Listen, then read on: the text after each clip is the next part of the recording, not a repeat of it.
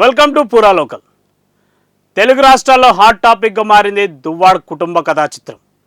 Thriller సినిమాలకు మించిపోయేలా ట్విస్ట్ల మీద ట్విస్టులు, సీరియల్స్కి ఏమాత్రం తగ్గని ఎమోషనల్తో మోస్ట్ బర్నింగ్ టాపిక్గా తయారైంది. అయితే ఈ మొత్తం ఎపిసోడ్లో ముగ్గురు ఏమాత్రం తగ్గేదిలే అంటున్నారు.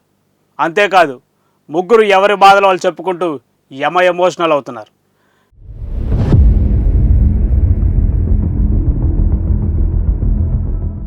టెక్కిలలో ఎమ్మెల్సీ ఇంటి ముందు దువ్వాడ వాణి కూతురు హైందవి ఆందోళన 3వ రోజుకు చేరింది. దువ్వాడ ఇంటిపై హక్కు ఉందని భార్య కూతురు పేర్కొంటున్నారు. ఈ క్రమంలోనే ఇవాళ టెక్కిలకి వెళ్తానని మాధురి ప్రకటించారు. దువ్వాడ ఇంటిపై తనకు హక్కు ఉందని మాధురి పేర్కొనడంతో సంచలనంగా మారింది. టెక్కిలలో దువ్వాడ ఫ్యామిలీ రచ్చ పీక్స్కి చేరింది.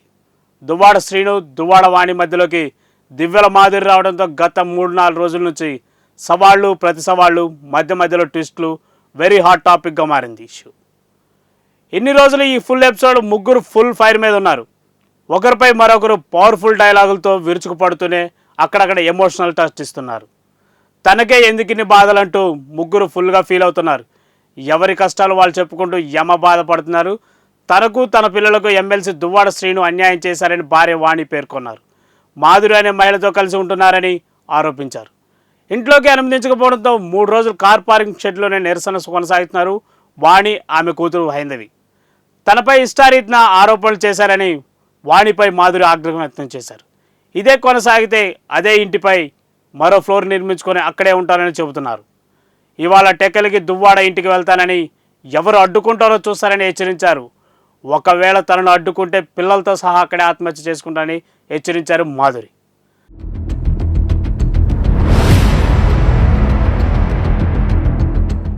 ఎవరి వర్షన్ వారిదే.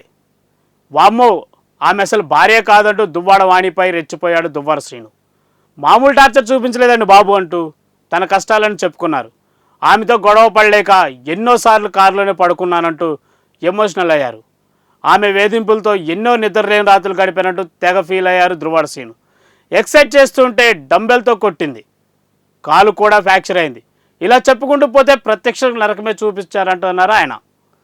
ఆయనేం నా వల్ల ఎఫెక్ట్ కాలేదు, ఆయన వల్లే నేను, నా పిల్లలు ఎఫెక్ట్ అయ్యామంటూ దువ్వాడ వాణి తన వర్షం చెప్పుకొచ్చారు. దువ్వాడ శ్రీను అఫైర్స్తో మనోవేదనలకు గురయ్యామన్నారు. అలాంటి విషయాలు చెప్పొద్దంటూ ఆఖరికి పార్టీకి సైతం హెచ్చరించినా వినలేదంటున్నారు. దువ్వాడ శ్రీను వల్ల తాము పడ్డ కష్టం పగవాడికి కూడా రావద్దంటూ తనలో తాను బాధపడ్డారు దువ్వాడ వాణి కూడా.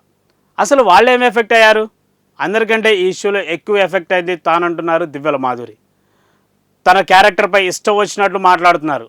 ఆఖరికి తన పిల్లల గురించి కూడా తప్పుడుగా వాగుతున్నారంటూ ఎమోషనల్ అయ్యారు మాధురి. సమాజంలో తన పరిస్థితి దారుణమైపోయిందంటూ ఆమె కూడా తన మనసులోని బాధలు వెలగక్కారు. అంతేకాదు, సూసైడ్ చేసుకుంటానంటూ బాంబు కూడా పేల్చారు.